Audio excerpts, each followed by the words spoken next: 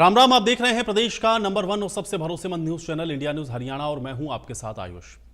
Congress party Haryana विधानसभा चुनाव कैसे हार गई, ये एक ऐसा सवाल है जिसका उत्तर पार्टी अभी तक नहीं ढूंढ पाई है। एक तरफ कांग्रेस आलाकमान ने हार के कारणों का पता लगाने के लिए छत्तीसगढ़ के पूर्व मुख्यमंत्री भूपेश बघेल की अध्यक्षता में फैक्ट फाइंडिंग कमेटी बनाई, तो दूसरी तरफ हरियाणा कांग्रेस के अध्यक्ष उदय भान ने कांग्रेस नेता करण दलाल की अध्यक्षता में कमेटी का गठन किया। अब भूपेश बघेल की अध्यक्षता वाली फैक्ट फाइंडिंग कमेटी की रिपोर्ट तो सामने नहीं आई, लेकिन करण दलाल की अध्यक्षता कमेटी की रिपोर्ट के आधार पर कांग्रेस ने चुनाव में गड़बड़ी और धांधली के आरोप लगाते हुए हरियाणा और पंजाब हाईकोर्ट का रुख किया। अब कांग्रेस नेताओं की याचिका में प्रशासन और चुनाव आयोग पर गड़बड़ी करने के आरोप है। हालांकि कांग्रेस नेता कैप्टन अजय यादव ने अपनी ही पार्टी के राज्य प्रभारी पर यह आरोप लगा दिया कि जब उनके पास चुनाव में गड़बड़ी के सबूत पहले से थे तो उन्होंने इतने दिनों तक चुप्पी आखिर क्यों साधे रखी। इसके अलावा फिर से उन्होंने हार के लिए टिकट बंटवारे सहित गड़बड़ी सहित कई और कारणों को भी गिना दिया। पेपर्स और प्रेस के माध्यम से उदय भान जी ने ये खुलासा किया है कि 8 तारीख को उनके पास दीपक बावरिया जी का बयान आता है कि 14 हल्के ऐसे हैं जहां पर बीजेपी जीत रही है और 48 से 49 सीट बीजेपी की आ रही है और हमारी 35 से लेकर और 38 के बीच में सीटें आ रही हैं। और मेरा ये कहना है कि दीपक बावरिया जी अगर कहते हैं कि मेरी तबीयत खराब थी और मैं जो है उसमें आईसीयू में था या मैं आइसोलेशन में था, तो ये बाहर निकल के उन्होंने उसी दिन प्रेस कॉन्फ्रेंस करनी चाहिए थी, अपने वहां बुला दी होती प्रेस कॉन्फ्रेंस, और ताकि उसका संज्ञान हम उसी दिन लेते। अब जाग रहे हैं जब परिणाम आ ली है, तो ये बहुत ही दुर्भाग्यपूर्ण और इसके पर तो केंद्र अपनी हाईकमांड को संज्ञान लेना चाहिए। डिस्ट्रीब्यूशन ऑफ टिकट्स है उसके बारे में है। अगर ये टिकट वितरण ठीक हो जाता, मैं आपको एग्जांपल दे देता हूं जहां पर गलत टिकट दी है। बल्लभगढ़ में टिकट गलत दी है, हाँ, शादा राठौर को मिलनी चाहिए थी। यहाँ पर जो है निर्मल सिंह की जो बेटी है चित्रा सरवारा, उसको मिलनी चाहिए। एक बात मैं फ्रेंकली कहता हूँ कि ओबीसी को जितनी टिकटें मिलनी चाहिए थी उतनी नहीं मिली। एक ये भी बड़ा कारण है। हाँ, नहीं दिया सब। देखो, मैं ये नहीं कहता कि सबने नहीं दिया, उसका रीजन कई रीजन है। बिल्कुल शैलजा फैक्टर भी रहा, वो जो है इससे दूर रही 10 दिन तक, उसका असर पड़ा।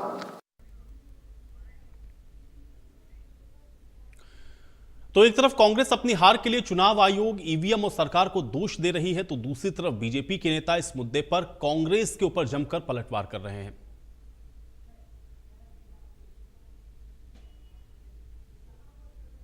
ने लोकसभा चुनाव के बाद एक नारा दिया था कि लोकसभा में बीजेपी हाफ और विधानसभा चुनाव में साफ। अब वो नारे तो लगाते रहे पर तैयारी तो नहीं करी चुनाव की। चलते चुनाव में शैलजा जी को अपमानित करना, रणदीप सुरजेवाला के लोगों को अपमानित करना, कैप्टन अभय सिंह यादव को अपमानित करना, चुनाव से पहले ही किरण चौधरी को पार्टी से निष्कासित करना, नवीन जिंदल को पार्टी से निकालना, केवल अपने राजकुमार को बचाने के लिए उपेंद्र हुड्डा ने पूरी कांग्रेस पार्टी को दांव पे लगा दिया। अब उनको वो चीजें तो नजर आती नहीं, अब वो ठीकरा फोड़ते हैं ईवीएम पे। चुनाव जीत जाए तो ईवीएम उनकी देवी और चुनाव हार जाए तो ईवीएम उनकी सौतन हो जाती है। इस प्रकार की दोहरी बातें क्या कि कांग्रेस के लोग हमेशा मैदान छोड़ के भागते हैं। वो सरकार भारतीय जनता पार्टी की आई है, मंथन अगर कांग्रेस करे, ईवीएम के ऊपर दोष देने की जरूरत नहीं है।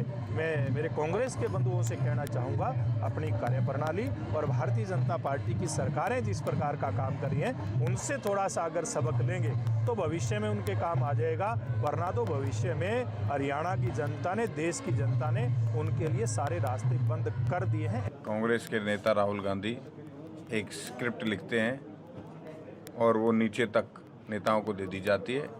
उसी प्रकार उसमें जब चुनाव हारते हैं वो लोग तो ईवीएम पे ही दोष देते हैं और वो स्क्रिप्ट उनके नेता नीचे तक पढ़ते हैं। दिशाहीन कांग्रेस अब नेतृत्व विपक्ष में भी नहीं चुन पा रही है, तो इससे हरियाणा की जनता पहले ही समझ चुकी थी कि ये लोग अगर सत्ता में आए तो बंदर बांट करेंगे। मुझे लगता है कि कांग्रेस अब पतन की ओर चलती है। किस तरह देखते हैं, क्योंकि लगातार कांग्रेस की तरफ से एक और बयान आ रहा है कि ईवीएम को लेकर वो सुप्रीम कोर्ट जा रहे हैं और वहाँ पर पिटीशन डालेंगे कि ईवीएम में गड़बड़ी थी।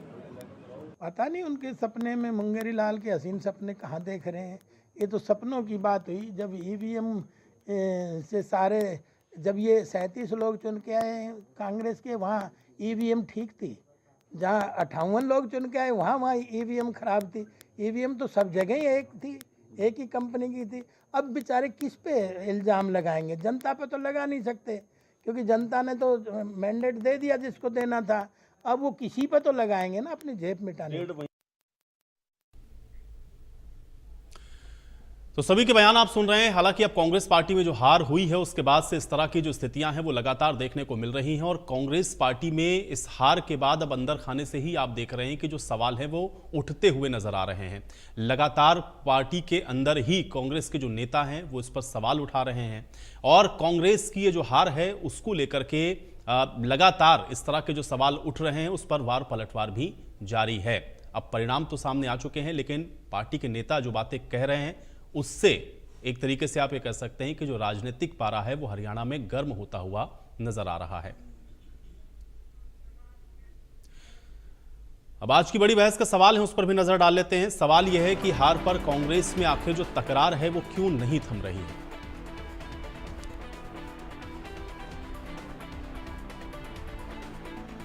कांग्रेस पार्टी को अदालत से क्या उम्मीदें हैं,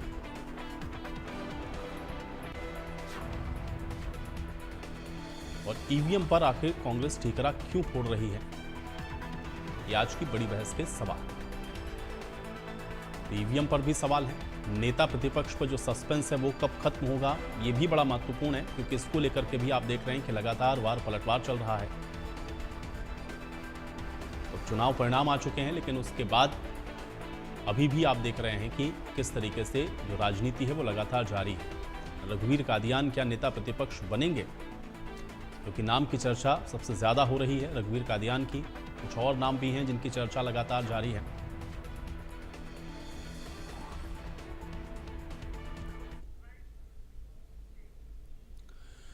तो अब एक तरफ कांग्रेस पार्टी हार के कारणों में फंसी है, तो दूसरी तरफ कांग्रेस के नेता प्रतिपक्ष का चुनाव भी नहीं कर पा रहे हैं। चुनाव को परिणाम आए 1.5 महीने से ज्यादा का समय बीत चुका है, लेकिन आलाकमान अभी तक विपक्ष का नेता तक तय नहीं कर पाया है।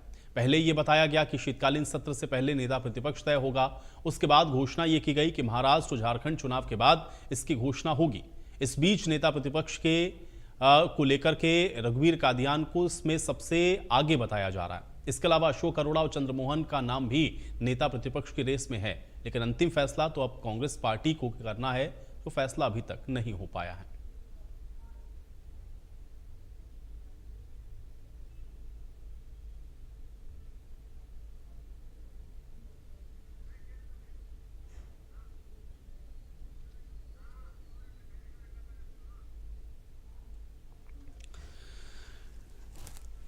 तो कुछ मुद्दे बड़े महत्वपूर्ण हैं। एक तरीके से आप ये कह सकते हैं, एक तरफ तो हार के बाद अब ईवीएम को लेकर के कुछ सवाल हैं जिस पर आप देख रहे हैं कि राजनीतिक पारा इस समय हरियाणा में हाई है, और दूसरी तरफ नेता प्रतिपक्ष को लेकर के भी लगातार आप देख रहे हैं कि जो वार पलटवार हैं वो जारी हैं। इन